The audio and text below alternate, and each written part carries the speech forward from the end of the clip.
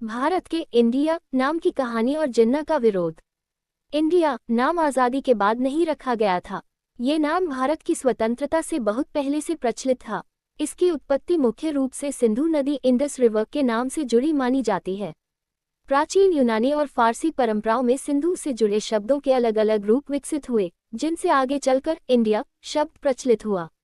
आज़ादी के बाद इंडिया नाम क्यों रखा गया?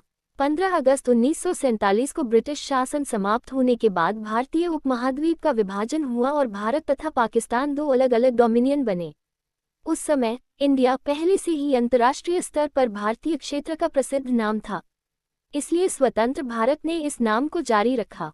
हालांकि भारत और हिंदुस्तान जैसे नाम भी भारतीय समाज और इतिहास में लंबे समय से प्रचलित थे। जिन्ना ने इंडिया नाम का विरोध क्यों किया? पाकिस्तान के संस्थापक मोहम्मद अली जिन्ना भारत द्वारा इंडिया नाम को जारी रखने से सहमत नहीं थे।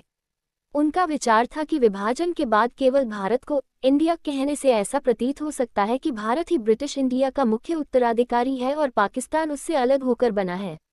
जिन्ना चाहते थे कि नए भारतीय देश के लिए हिंदुस्तान नाम इस्तेमाल किया जाए और दूसरे देश का नाम पाकिस्तान रहे। उनकी आपत्ति के पीछे प्रमुख कारण थे। पहला, उन्हें डर था कि इंडिया नाम भारत को पूरे उपमहाद्वीप की ऐतिहासिक पहचान का स्वाभाविक उत्तराधिकारी दिखा सकता है। दूसरा, इंडिया शब्द का संबंध ऐतिहासिक रूप से सिंधु नदी और सिंधु क्षेत्र से था, जिसका बड़ा हिस्सा विभाजन के बाद पाकिस्तान में चला गया था।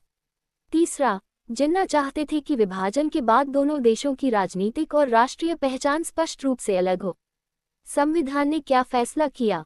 आखिरकार स्वतंत्र भारत ने इंडिया और भारत दोनों को संवैधानिक मान्यता दी।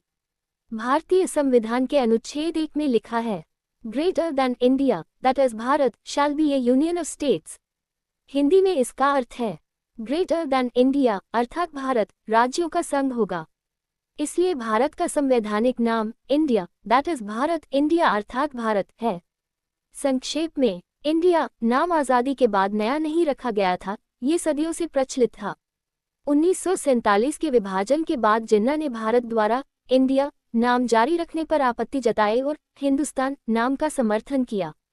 लेकिन भारत ने इंडिया नाम बरकरार रखा और संविधान ने इंडिया तथा भारत दोनों को आधिकारिक संवैधानिक पहचान